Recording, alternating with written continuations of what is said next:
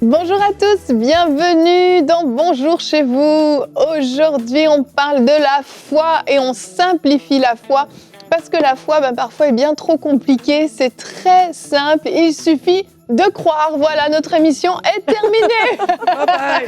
Bravo. Salut les filles, ça va bien? Allô. J'ai simplifié, hein. On avait dit qu'on simplifiait la foi, là c'est simple. C'est ça, mais finalement c'est ça. Mais oui. On va développer quelques minutes avant d'arriver à notre C'est mon histoire. Un très très beau témoignage aujourd'hui, c'est un frère qui s'appelle Tony qui est venu nous raconter comment justement une parole de foi l'a guéri de sclérose en plaques. Un très beau témoignage qu'on découvrira donc en deuxième partie d'émission. Mais pour l'instant, on va commencer cette émission avec toi, Annabelle, dans la pensée du jour.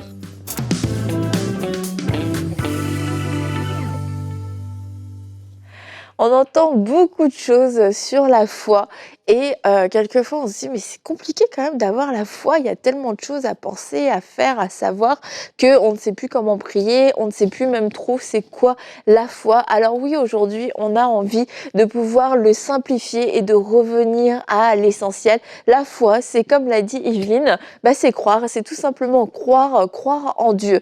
Et croire en Dieu, ça veut dire croire qui il est, croire ce qu'il fait, croire ce qu'il a dit. Et c'est d'avoir, Jérémie avait donné une définition de la foi, c'est avoir une très grande confiance en Dieu. Et je trouve que ça résume très bien la foi. Et après, oui, il y a plein de choses qui vont en découler, bien entendu, dans notre façon de penser, dans notre façon de prier, dans notre façon de faire, dans nos choix, dans nos décisions. Mais la foi en tant que telle, cette définition de la foi, avoir une très grande confiance en Dieu, je crois que ça résume bien ce que peut être la foi. Et on va ensemble aller lire ce passage dans Hébreux. Hébreux 11, le passage de base pour la foi, que je vais lire dans la version Parole de vie. Croire en Dieu, c'est une façon de posséder. Bon, déjà, croire en Dieu, ils ont dit croire en Dieu au lieu de la foi. Croire en Dieu, c'est une façon de posséder déjà les biens qu'on espère, et c'est être persuadé que les choses qu'on ne voit pas existent vraiment. Bon, sympa comme version. Je trouve que Aurélie, c'est ta version. Oui. Je trouve que c'est une version qui est très explicite. Donc voilà, la foi, c'est croire en Dieu. Et c'est quoi croire en Dieu? C'est posséder déjà les biens qu'on espère. Ça veut dire les choses que je n'ai pas encore, je les possède déjà et je vis comme si je les avais. J'ai cette pensée, j'ai déjà ces choses. Je vis pas en me disant jamais je ne les aurai. Il faut que je demande, que je demande, que je demande. Non, je les possède, je les ai juste pas encore entre les mains. Et la deuxième chose, c'est être persuadé que les choses qu'on ne voit pas existent vraiment. Donc il y a des choses dans notre vie qu'on ne voit pas, qui ne se sont pas encore matérialisées, mais j'ai cette ferme conviction qu'elles existent parce que c'est Dieu qui l'a dit. Je crois que je vois cette guérison, que cette guérison que je ne vois pas encore, je suis convaincue qu'elle existe. Je suis convaincue qu'elle va se matérialiser dans mon corps. Alors je vis avec cette conviction d'être guérie. Pour donner un exemple par rapport à la foi. Alors je pense que oui, il y a plein de choses à dire. C'est vrai, je veux pas du tout enlever tous les enseignements qu'on peut entendre sur la foi, parce que la foi, c'est un sujet qui est extrêmement profond et on peut aller très très loin dans le thème de la foi. Mais aujourd'hui, on veut revenir juste à cette base. La foi, c'est quoi? C'est avoir une très grande confiance en Dieu. C'est croire en Dieu, dans ses promesses, dans sa parole, dans qui il est. Ça veut dire que tout ce que Dieu a dit, je crois que c'est la vérité. Si Dieu a dit que j'étais guérie, je crois que je suis guérie. Tout simplement. Et après, il peut y avoir plein de sous-points dans tout l'enseignement de la foi. Mais si on peut déjà revenir à ça et laisser et croire à nouveau comme des enfants, simplement, je crois que ça va débloquer beaucoup de choses dans notre vie et qu'on va à nouveau pouvoir croire de façon plus libre, sans se poser les questions si je crois de la bonne façon, etc., etc. Et qu'on va pouvoir se réapproprier les promesses que Dieu nous a faites et réapprendre à lui faire simplement confiance. Amen, merci Annabelle d'avoir simplifié la foi. Tu l'as très bien fait. J'espère que j'ai pas tout compliqué. Non, tu l'as bien fait. Tu l'as bien fait. En fait, j'ai remarqué que bien souvent, quand on doit avoir la foi pour quelque chose, on va mettre tellement toute notre énergie à dire il faut que j'ai la foi, il faut que je croie, il faut que je croie, il faut que je croie, qu'on oublie de fixer nos yeux en fait sur celui qui est, comme le verset le dit, le rémunérateur de notre foi, sur Jésus-Christ en fait. Et on se trompe de cible. Ça nous centre en fait sur nous-mêmes parce qu'on essaie de développer quelque chose en nous, alors que cette chose va se développer automatiquement si on fixe nos yeux sur Jésus-Christ. Et c'est là toute la différence en fait. Et c'est vrai, il y a eu énormément d'enseignements et je suis tout à fait d'accord avec toi, c'est pas du tout une mauvaise chose, mais il faut faire attention de ne pas venir intellectualiser quelque chose qui en fait se fait spontanément. Un enfant va croire, va faire confiance à ses parents dès le début en fait. Après peut-être qu'il va être déçu en grandissant et sa confiance va diminuer. Mais à la base, quand Avec Dieu ne nous déçoit jamais, Dieu ne nous déçoit jamais. Mais un enfant, on n'a pas à lui apprendre à croire que quand il dit à sa maman j'ai faim, est-ce que je peux avoir quelque chose à manger, sa maman va lui donner à manger ou elle va lui dire attends, dans 5 minutes on va passer à table. Mais l'enfant ne se pose pas de questions, est-ce que vraiment elle va le faire ou non. C'est spontané, c'est naturel. Et en fait le chrétien spontanément à la foi en fait en lui lorsqu'il fixe ses yeux sur Jésus-Christ et pas lorsqu'il fixe les yeux sur lui-même ou sur les circonstances. C'est là toute la petite nuance en fait qui fait que parfois on s'égare et on se perd et on se trompe de cible en fait avec nos yeux. Effectivement, et même par rapport à ce que tu dis, en fait, on manifeste la foi tous les jours. C'est ça. Tu vois, si tu viens et tu t'assois sur cette chaise, c'est parce que tu crois qu'elle est là et que tu peux t'asseoir dessus. Mais quand il s'agit des choses spirituelles, c'est souvent comme si on a oublié tout et on veut commencer, comme tu dis, à intellectualiser, à trop penser. Mais Annabelle l'a dit, 3, c'est avoir confiance en Dieu. Et maintenant, ce qui va peut-être aider les gens, parce que justement, pour empêcher que la raison ne tourne, ce qui peut aider, c'est de mettre en pratique sur la base de la foi, tout simplement. Parce que ça aussi, c'est une dimension de foi, c'est de poser des bonnes actions par rapport à ça. Donc, tu mets en pratique ce que tu crois, et puis là, tu vas voir qu'alors que tu es en train de marcher sur ce chemin, mais il y a des choses qui se passent. Je crois que beaucoup de personnes pensent que la foi est compliquée, parce que ne mettant jamais les choses en pratique, ça tourne juste dans la tête, dans la tête, dans la tête, dans la tête. Du coup, il n'y a rien qui se passe. Et puis, on se dit au final, mais c'est trop dur. Mais si tu crois en Dieu, et c'est pour des choses simples, je me rappelle quand j'étais jeune convertie, le pasteur avait donné une parole. Il disait que tu peux pas continuer à faire la même chose et espérer avoir des résultats différents. Et juste sur cette parole qu'il a dit, j'ai dit, OK, je vais changer ma façon de faire les choses. Au lieu d'envoyer ma lettre, je dois envoyer une lettre par mail, je vais l'envoyer par la poste. C'était aussi simple que ça, j'avais mis en pratique. Une parole ne fait plus les choses de la même manière. Quelquefois, on s'attend à de grandes choses. Pour mon cas, c'était la chose qu'il fallait faire, ça a produit de très bons résultats. Mais parfois, on s'attend à de très grandes choses, on s'attend à une révélation, je ne sais pas comment, alors que si je crois à ce que la parole de Dieu dit, ce que Dieu dit comme Annabelle a dit, je m'engage, je mets cette parole en action, mais là, je vais voir les choses arriver et c'est ça, manifester la foi. C'est vrai, c'est aussi simple que ça, c'est vrai. Et notre verset du jour, Luc 17 au verset 6, c'est Jésus qui s'exprime. Le Seigneur dit « Si vous aviez la foi comme une graine de moutarde, vous diriez à ce mûrier « Déracine-toi et va te planter dans la mer et il vous obéirait. » On sait que la graine de moutarde est une graine qui est toute petite. Et Jésus a répondu ça à ses disciples lorsque ses disciples lui demandaient « Mais comment on peut augmenter notre foi ?» Jésus, en fait, leur répond et leur dit « Mais même si votre foi est toute petite, elle est suffisante pour faire de grandes choses parce que c'est pas vous qui les accomplissez, en fait, c'est moi qui le ferai. » Il dit si vous aviez la foi. Il dit pas si vous compreniez la foi. Et ça, c'est souvent un obstacle, c'est qu'on veut comprendre. On veut comprendre comment, pourquoi si je parle, pourquoi est-ce que la montagne va se jeter dans la mer? Qu'est-ce qui va se passer? Comment est-ce que tu vas le faire? Est-ce que ça va être des anges? Est-ce que c'est ton souffle? Est-ce que et du coup, ça nous bloque dans l'exercice de notre foi. Et je crois, oui, il y a des temps pour comprendre de plus en plus la foi, pour en comprendre la profondeur et tout ça. Mais il y a un temps aussi, et ça fait partie de la foi, il y a un temps pour pouvoir juste avoir la foi sans tout comprendre. Moi, je conduis ma voiture, mais je comprends pas tout comment la voiture fonctionne parce que je peux pas la réparer. Je sais qu'on m'a appris comment conduire une voiture, mais on m'a pas appris comment fonctionnait mon moteur parce que on a décidé, on a jugé bon que on pouvait être un conducteur sans être un mécanicien.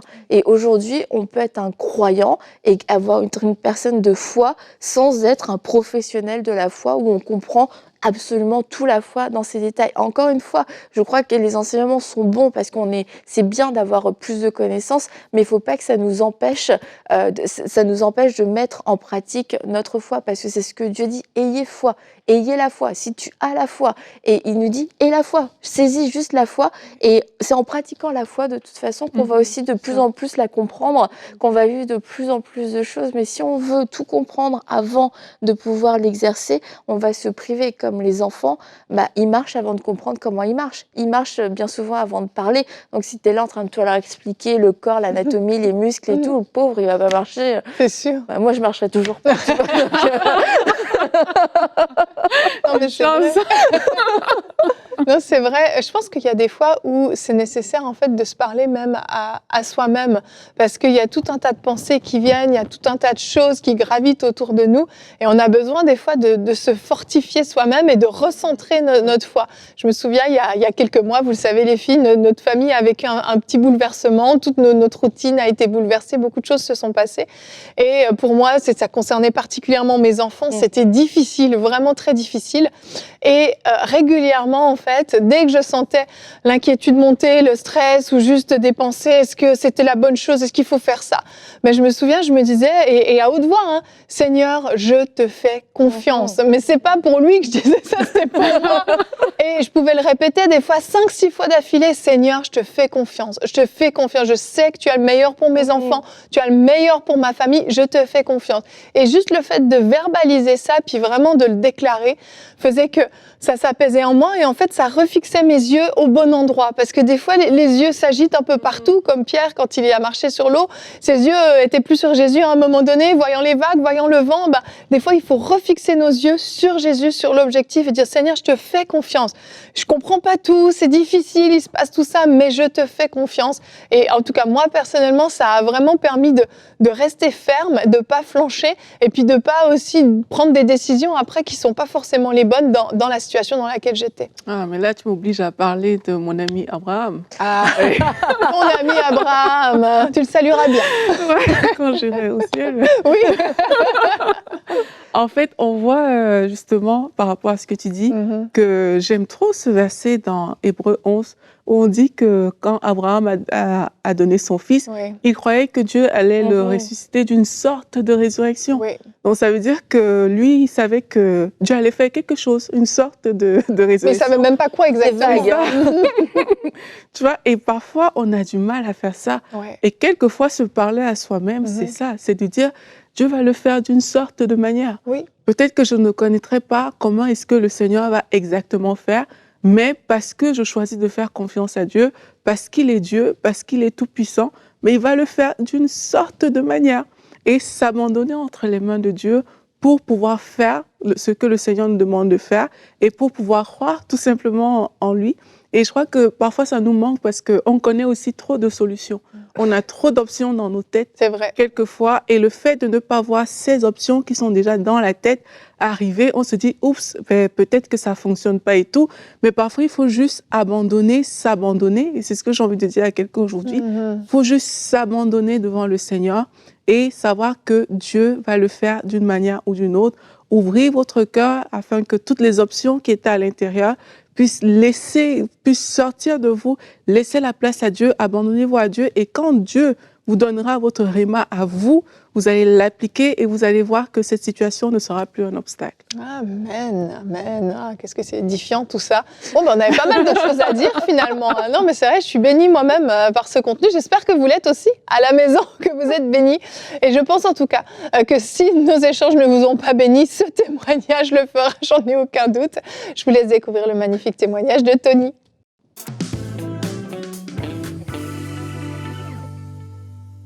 Et on se retrouve pour la rubrique C'est mon histoire. Aujourd'hui, nous recevons Tony. Bonjour Tony. Bonjour Nadine. Ça va bien? Ça va et vous? Oui, ça va très bien. Merci d'être là. Merci c'est avec de plaisir. venir raconter ton témoignage, une Ouais. histoire assez particulière, Mm. assez forte par rapport à la sclérose en plaques. Et on va tout de suite commencer l'histoire au début. C'est en 2013 que tout ça a commencé. Ouais, voilà. En 2013, en fait, j'ai commencé à avoir des soucis de fourmillement dans les mains. Mhm. J'étais voir le médecin. Pendant une semaine, il m'a arrêté. Au bout d'une semaine, ça a commencé à venir dans les jambes. Et là, il a dit, bon, c'est pas normal. Du coup, je suis parti, il m'a envoyé à l'hôpital. Ils m'ont fait des examens, je suis resté à l'hôpital. Ils m'ont fait ponction lombaire, prise de sang, tout ça, ils n'avaient rien trouvé. Et ça a duré pendant 3 ans. Pendant 3 ans, j'avais perdu le toucher. Et, même au niveau en dessous des pieds, je sentais plus le... Comme si entre moi et le sol, il n'y avait rien, quoi. Il y avait un vide. Wow. OK. Ça a duré pendant 3 ans. Et en 2016, j'ai commencé à avoir des soucis d'équilibre. J'ai commencé à perdre l'équilibre, la vue, je commençais à voir double. Mhm. Je suis reparti à l'hôpital. Et c'est là qu'ils ont fait les IRM. Mhm. Ils ont vu qu'en fait, j'avais des taches au niveau du cerveau. C'est là qu'ils ont déclaré la sclérose en plaques. D'accord. Et, ensuite, ils m'ont mis un traitement. Ça a duré 1 an, le traitement. Mais ça allait pas mieux. Hein. C'était douleur, les crampes, du mal à marcher, fatigue. Et au bout d'1 an, ils ont fait un IRM, ils ont regardé, ils ont vu qu'en fait, il y avait toujours plus de tâches. OK. Ouais, du coup, on a dit, bon, et les médecins ils ont dit, on va changer de traitement. Et là, il y avait un délai, en fait. Il y avait un délai. Pour le nouveau traitement, en fait, il fallait que j'élimine l'ancien. Ils attendent que j'élimine le corps pour le nouveau, en fait. Et en fait, c'est là que j'ai commencé à chercher sur Internet. Mhm. Parce que là, quand les médecins t'ont donné ce diagnostic, Mhm. ben déjà, tu avais les fourmillements. Ouais. C'était déjà très désagréable, tu souffrais déjà. Voilà. Après, ça C'est s'est dur, ouais. aggravé. Mhm. Et là, quand le diagnostic de la sclérose en plaques arrive, c'est que c'est pour eux, il n'y a pas de traitement. Je veux dire, ça ne va pas changer en fait. Non, en fait, eux, les traitements, ils m'ont dit, qu'ils vont mettre en place, en fait, il n'y a pas de traitement qui guérit. La Voilà, sclérose en il n'y a plaques. pas de guérison Voilà. par rapport à ça. C'est irréversible. Voilà, ce que tu c'est vis. une fois touché, mais le seul truc qu'ils peuvent faire, c'est ralentir. Ralentir Gagner la du temps, progression voilà, et c'est de qu'il y la a moins de maladie. poussées, on appelle les poussées de la sclérose en plaques. Oui, D'avoir moins de poussées. d'accord. Mais ils disent qu'il n'y a pas de... Parce que je me souviens même quand ils m'ont annoncé ça, j'ai dit, mais je vais mourir, Et tu avais quel âge à ce moment-là? J'avais... je sais pas, là, j'ai 40 aujourd'hui. Ok, on va faire moins 7, ok, 33. Voilà. Ok. Et ils m'ont dit, voilà, il n'y a pas de... Et je me suis dit, est-ce que je vais mourir et tout? Ils m'ont dit, on ne peut pas vous dire dans 6 mois, dans 1 an, comment que ça va se passer. D'accord. Tout dépend de comment la maladie elle va se... Et pendant, en fait, là, déjà pendant les premières années, la première année où j'avais le premier traitement, je cherchais beaucoup sur Internet s'il y a des gens qui ont trouvé une alimentation, quelque chose qui pouvait peut-être améliorer la santé, quoi. Mais rien. Et en fait, pendant les 3 mois-là, ces 3 mois-là, j'ai commencé à chercher sur Internet. Je suis tombé sur une vidéo. C'était une personne qui prie pour un malade. Parce qu'il faut... déjà, il n'y a pas de croyants chez moi. Il y avait personne croyant Ouais, à la personne maison. croyait à la maison. Voilà. Ok. Et je suis tombé sur quelqu'un qui prie pour un malade. C'était une vidéo, c'était même pas en français, je crois que c'était en espagnol ou je sais plus. Mhm. C'était une vieille vidéo un peu noir et blanc. Mhm. Elle prie pour quelqu'un et la personne elle se lève de la chaise et tout ça. Je me dis, bon. Moi j'ai toujours trouvé ça comme du spectacle en fait. Mais là, je me suis dit, peut-être c'est vrai. Je me dis, personne ne peut rien faire. De toute façon, le médecin ne peut rien faire. Qui peut m'aider aujourd'hui? Il n'y a que Dieu. Oui. Franchement, je pensais qu'à lui. J'ai dit qu'il n'y a que Dieu qui peut m'aider. Oui. Alors, j'ai commencé à chercher sur Internet. Jusqu'un jour, je tombe sur une chaîne YouTube qui s'appelle Chrétien au quotidien, que j'ai vu. Je l'ai contacté, je lui ai laissé un commentaire sous une vidéo. D'accord. Et il m'a contacté un soir. Je me souviens, j'étais dans le lit. Souvent, de toute façon, j'étais tout le temps... Tu étais tout le temps couché en fait. Tout le temps couché, parce Ouais. que quand je marchais, c'était avec du mal, fatigue, et en plus l'équilibre. Je sortais même pas dehors parce que j'avais un peu honte. Oui. On dit, attends, il a bu, il a... Oui, c'est ça. Ouais, c'est franchement le regard. T'étais jeune, mais c'était bizarre. C'était dur, quand ouais. Et Chrétien au quotidien, j'écris un message sous une des vidéos, et il me contacte un soir. même. D'accord. Et à la maison, je me cachais un petit peu, parce que comme personne ne croit en Dieu, je trouvais ça un peu bizarre de parler de Dieu, tout ça, contacter quelqu'un et tout. Et un soir, il me contacte. Ma femme, elle dormait. Oui. C'était le soir, il était tard. Hein. Il m'envoie un message, il me dit, est-ce que ça va mieux? Et moi, je lui dis, non, je suis toujours dans mon lit, quoi. Je vais pas... Et je faisais par écrit, lui, il m'envoyait des vocales. Oui. Et je lui dis, non, toujours pareil et tout. Il me dit, je vais prier pour toi. Je dis, OK. Alors moi, j'écoute, il me fait des vocales, tout, j'écoute. Il prie. Au bout d'un moment, il s'arrête, il me dit, est-ce que tu ressens quelque chose? Ou je dis, ouais, j'ai une sensation, comme envie de pleurer, quoi, une sensation. Il me dit, OK, il me dit, je continue. Il continue. Après, au bout d'un moment, il a fini. Et quand on a fini, j'étais un peu déçu parce Oui. que je me dis, il n'y a rien. Et moi, je m'attends à quelque chose comme la personne qui s'est levée de sa chaise. Oui. Et là, il me dit, mais t'inquiète pas, cette nuit, le Saint-Esprit va venir, il va travailler. Je dis, OK. Alors, je m'endors. Le lendemain, je me réveille. J'ouvre les yeux. Déjà, la première chose, c'est que je ne vois pas double. Mhm. Je dis, waouh. Je me dis, waouh, bizarre. Je me dis, waouh. Et j'ai pensé, de toute façon, au réveil, la première chose que j'ai pensé, c'est ça. Est-ce que je suis guéri? Oui. Et je me suis levé du lit, je me lève, et je regarde, je me baisse, je me lève, je dis, waouh. J'ai de la faiblesse dans les jambes, mais pas comme d'habitude. D'accord. Et je me dis, j'ai plus de force. Et là, je sors dans la cour. Ma femme, elle me voit, elle est un petit peu choquée. Elle me dit, ouais, qu'est-ce que tu fais là? Parce que c'était rare, c'était Ouais, que tu te lèves et puis tu ailles jusque dans la cour, elle te voit arriver. C'est ça, elle me voit là et tout. Ah, même les médecins, en plus, ils me disaient, il faut sortir, il faut ceci. Mais c'était trop dur pour moi. C'était trop dur. J'avais honte de sortir. Et là, je dis, waouh. Franchement, c'était un moment très fort. C'était fort. Et après, j'ai appelé Christophe, je lui ai dit, ouais, ma vue, il est revenu, tout ça. Et je pensais que Christophe, il allait être content. Oui. Sauter en l'air, je me dis... Christophe, c'est celui qui a prié pour toi. Voilà, Christophe, c'est D'accord. ça qui a prié pour moi. Et je me dis, il va être content et tout. Pour moi, c'est quelque chose de... Ouais. Un miracle. Et il me dit, Tony, tu sais, si tu aurais une foi une grande foi, il me dit, ta maladie serait déjà partie depuis longtemps en courant. Ok. Il me dit, si tu aurais vu déjà des choses que j'ai vues, des gens guérir, il me dit, tu aurais tellement une grande foi que voilà. Mhm. Et j'ai dit, ouais. Et c'est comme ça, après, j'ai commencé à me dire, voilà, bah, Dieu existe. Dieu est réel, quoi. Oui. Il se passe vraiment... Et après, on m'a demandé pour le nouveau traitement, tout ça. Au début, j'hésitais un petit peu. Mhm. Comme personne à la maison est croyant, on m'a dit, si, il faut le faire, tout ça. Mhm. Et c'était pas d'accord que je le fasse pas, quoi. D'accord. Du coup, j'ai quand même accepté. Et on a refait un IRM pour voir. Oui. Et là, on voit dans l'IRM, il y a des poussées de la maladie. Et là, je suis un petit peu Découragé? découragé. Ouais. Et j'ai dit à Christophe, voilà, il me dit, mais t'inquiète pas, il me dit, il faut pas laisser le doute. Il me dit, Oui. crois. Il dit, Oui. crois. Même peu importe ce qu'on te dit demain, crois que t'es guéri. Il dit, voilà. D'accord. Il s'est passé quelque chose, t'inquiète pas. Et tout. Et après, depuis, ça s'est arrêté. J'ai commencé à mieux marcher. Et c'est comme ça que j'ai vu que Dieu était réel, quoi. Oui. Et tu me disais même que il y avait des moments où tu priais Ouais, je prie. et instantanément, le lendemain, tu voyais déjà quelque souvent, chose. Ouais. Parce que souvent, ouais, je priais. Alors, par exemple, pour ma femme qui fumait, par exemple, elle fumait, elle rentrait par exemple à la maison après avoir fumé, ça sentait la fumée, tout ça. Et moi, je lui dis, il faut que tu arrêtes et tout ça. Elle me dit, ouais, mais j'arrive pas. Combien de fois j'ai essayé? Je dis, ok, je vais prier. Non, au début, j'ai pas dit, je lui ai dit, ok, ça marche. Bon. J'ai prié une fois, il ne s'est rien passé. Et une autre fois, elle rentre, c'est pareil, ça sent tout ça. Je lui dis, c'est quoi, je vais prier pour toi et tout. Elle me dit, ouais, ça marchera jamais, puisque c'est impossible que j'arrête. Alors je prie, je parle à Dieu, Seigneur et tout, si tu peux arrêter la cigarette pour Marine, tout ça. Et un matin, je me réveille, pareil, dans la chambre, je me réveille. Elle rentre dans la chambre, et elle me dit, tu sais pas ce qui m'arrive? Je dis, non. Elle me dit, j'arrive pas à fumer. Je dis, comment ça, t'arrives pas à fumer? Je lui dis, prends une cigarette, fume. Ouais. Elle me dit, non, j'arrive pas à fumer, tout ça. Et depuis, elle a arrêté, là, ça fait longtemps. Hein. Du coup, elle fume plus et tout. Donc, prière instantanée, si on veut des réponses, on vient de voir. Ouais, non, je sais pas. Hein. Mais après, il m'est arrivé plein de choses comme Ouais. ça. Même le petit était tombé malade. Par exemple, moi, j'avais une fille à cette époque. Et madame, elle disait, ouais, ma femme, elle disait, ouais, elle aimerait bien avoir un deuxième enfant. Et moi, j'avais le traitement. Du coup, je me dis, ouais, c'est dangereux ça. Après, je me dis, ouais, je suis pas trop.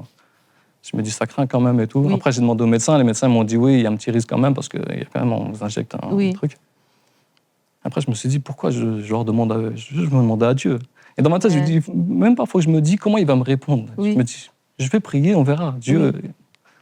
Et alors, je suis dans la chambre, je prie. Alors, j'explique, je dis, Seigneur, je lui explique tout ça, tout ce qui est. J'ai fini de prier, je me lève, je marche, j'entends quelque chose coller sous mon pied. Oui. Je regarde, je décolle, c'est un papier qui est déchiré, il y a juste un mot, c'est écrit enfant. Oh, Et du coup, aujourd'hui, j'ai 2 enfants. amen, amen. Et ce qui est extraordinaire dans ton histoire, c'est que tu n'étais pas croyant Non, je sais pas. au début. Tu as été malade, tu as eu cette maladie dégénératrice vraiment au niveau de ton corps alors que tu étais tout jeune, tu avais une trentaine d'années. Ouais. Et là, aussi, alors, en même temps que Dieu est en train de te guérir, alors que tu n'étais pas croyant, c'est que toi aussi, tu l'as rencontré, en fait. Ouais. Est-ce que tu peux nous dire rapidement comment ça s'est passé? La rencontre, Avec le Seigneur. Ouais. c'est comme ça. Moi, c'est la maladie, en fait, Ouais. qui m'a ramené. Oui. Que j'ai vu, quand Christophe a prié, que j'ai vu que le lendemain, je retrouve la vue, que je me suis dit, Dieu, il est réel, il est là. Et quand j'ai commencé à parler à Dieu et que je vois qu'il y a quelque chose qui se passe, par exemple, il y avait une personne qui venait à la maison et tout le temps, il me mettait un peu de pression, on va dire. Oui. Et je parlais à Dieu, je dis, Seigneur, je lui dis, est-ce que je dois m'éloigner de cette personne ou continuer à lui parler? Oui. Et un jour, je vais sur l'ordinateur. J'essaie un logiciel, en fait, pour faire du 3D. Moi, je n'ai pas réussi, mais 3D. Et il y avait une image c'était un avion, une image. Et en fait, sur l'image, c'était écrit « Éloigne-toi du malin, et le malin s'éloignera de toi ». Je me suis dit, est-ce que... J'ai pensé tout de suite par rapport à la prière. Je me suis dit, est-ce que c'est la réponse à la prière? Et la personne a continué toujours à venir. Et un jour, je lui dis, Seigneur... franchement, je ne pourrais pas lui dire de partir. Je n'aurais pas ce courage de lui dire va et tout ça. Je sais qu'en plus, ça va être un peu de pression, tout ça. Je lui dis Seigneur, si c'est pour lui le message, je préfère que c'est toi qui me l'éloigne. D'accord. C'est toi qui me l'enlève de moi. Et du jour au lendemain, le lendemain, il n'est plus revenu. Et pourtant, c'est quelqu'un qui habitait dans ton quartier? Dans la même ville. On habite dans la même ville. Ouais. Donc, c'est quelqu'un qui te fréquentait, mais tout d'un coup, c'était un ami, du jour au lendemain. Voilà. En fait, quand je suis devenu chrétien, croyant que je croyais en Dieu, c'était la pression. La relation, elle n'était pas bonne. D'accord. Mais je trouve que c'est tellement beau ton témoignage. Ce qui est bien, c'est qu'en date d'aujourd'hui, quand tu vas faire tes contrôles, parce que tu as quand même à faire des contrôles, c'est que les médecins, ils voient qu'il y a des taches, mais sur ton corps, voilà. En fait, il n'y a pas de nouvelles tâches. Il n'y a pas de nouvelles tâches. Non, ça s'est arrêté. Les poussées. Les anciennes, elles sont toujours là, toujours. Mais je n'ai pas de séquelles. Et les médecins ne savent pas expliquer, en fait. Parce que normalement, selon leurs calculs à eux, tu devrais avoir tout ce que tu avais comme problème, trouble de la vue et tout ça, au niveau de marcher, au niveau de tout ce que tu avais comme problème. J'ai tout récupéré. Même des fois, pourtant, je leur ai dit plusieurs fois que je marche, que je suis illimité à la marche. Oui. Mais quand même, des fois, ils me prennent seul. Ils me disent, mais quand même, vous marchez combien de temps? J'ai dit, non, mais je marche, je marche. J'ai dit, si j'arrive plus à marcher, c'est parce que je suis fatigué. C'est tout. Mais pas la fatigue d'une maladie, c'est une fatigue, de quelqu'un, par exemple, vous me dites de courir, je vais m'arrêter, parce que je suis pas sportif, mais voilà, c'est... Tu as tout récupéré. Et tu m'as envoyé une vidéo aussi par WhatsApp de toi avec ton épouse, que tu l'as portée sur tes épaules, et tu as marché. C'est incroyable. C'est fou. C'est incroyable, alors que tu étais alité, alors que tu avais une maladie qui était dégénératrice, donc tu perdais en fait tout. Je perdais, Et là, tu as tout récupéré. J'avais même l'impression que je m'enfermais dans mon corps, on dirait que des fourmis, que des... Voilà, je ramassais, je touchais quelque chose qui était petit, si je ne le voyais pas, que je le prenais, je ne savais pas si c'était dans mon doigt, c'était difficile. Et aujourd'hui, Dieu t'a restauré, guéri à 100%. Ouais, je suis bien là. C'est comme mon fils, il avait 6 mois, il est tombé malade. Il est tombé malade et tout. Et pendant une semaine, il est resté à l'hôpital, il est resté à plus que... Il faisait du 39-40 pendant une semaine. Ils avaient mis des trucs, vous savez qu'on met dans les glacières pour refroidir, sur les gouttes à gouttes, tout ça, ce qui servait pour nourrir aussi de ça. Et il disait, on ne sait pas ce qu'il a. Et il dit, là, ça craint parce que ça va faire une semaine. Le cerveau, le poumon, le cœur, il doit être touché. Parce qu'il est resté trop longtemps en température. Et j'étais resté avec ma femme à l'hôpital pendant une semaine avec lui. Et l'infirmière nous dit, bon, voilà, ça fait une semaine que vous êtes là, il faut qu'un des deux parte. Parce que normalement, vous n'avez pas le droit de rester, exceptionnellement, vous allez laisser. Alors, au bout d'une semaine, moi, je m'en vais. Et sur le trajet, je me rappelle, il y a une sœur de l'église où je vais, de l'assemblée, et elle m'a dit, parle à Dieu, tout ça, parle avec ton cœur, tout ça. Parce que j'essayais de prier sur place à l'hôpital, mais il ne se passait rien. Pour qu'il y ait la guérison, il ne se passait rien. Et sur le trajet, j'ai peut-être 30 minutes de trajet. Je parle du Seigneur et tout ça. Je dis, c'est pas possible, souffrance et tout. Franchement, c'était dur ce moment-là. Et je ne prends pas trop. Et j'ai 30 minutes, et j'arrive à la maison, et je fais un bisou avec ma femme. Et on voit que le petit, il pleure. Moi, je n'ai pas reconnu le pleur, mais ma femme a dit, on dirait qu'il pleure comme s'il avait faim. Elle lui fait un fond de biberon, parce qu'habitude, il ne boit pas. Et il boit. Je dis, waouh. Elle a fait un biberon et il boit. Je dis, waouh, un biberon complet, il boit. Et là, je lui dis, c'est quoi? Je lui dis, il est guéri. Amen. Je lui dis, tu as entendu ma prière. Amen. Le lendemain, plus de fièvre. Amen. Le lendemain, plus de fièvre. Ils l'ont gardé peut-être encore une semaine. On l'a transféré. Ils l'ont transféré, comme on est dans l'Oise, ils l'ont transféré à Paris. Ils ont cherché, on a cherché partout, il n'y a aucune séquelle. Amen. Je rends gloire à Dieu pour tout ce qu'il a fait dans ta vie, Tony. C'est fort. Dans la vie de ta famille aussi. Et aussi ce que ce qu'il met dans ton cœur. Tu es un intercesseur quand même. Mhm. Tu pries et Dieu entend et Dieu fait des choses. Vraiment, merci d'être venu partager C'est ton avec témoignage. plaisir. Merci beaucoup. De rien. Waouh! Trop beau. Excellent. Ah, vraiment, super beau, super beau. Vous voyez, la foi, c'est simple. C'est vraiment Mais c'est simple. puissant. Ouais, Oui, vraiment. c'est puissant, c'est puissant et voilà. Je pense que j'ai rien à ajouter parce que je trouve que ce témoignage illustre parfaitement la simplicité de la foi et la puissance de la foi, effectivement. Je vais vous laisser là-dessus, je vais vous laisser digérer ce magnifique témoignage, tout comme nous, on va le digérer sur ce plateau. Que Dieu vous bénisse et on se retrouve la semaine prochaine pour de nouvelles émissions de Bonjour chez vous.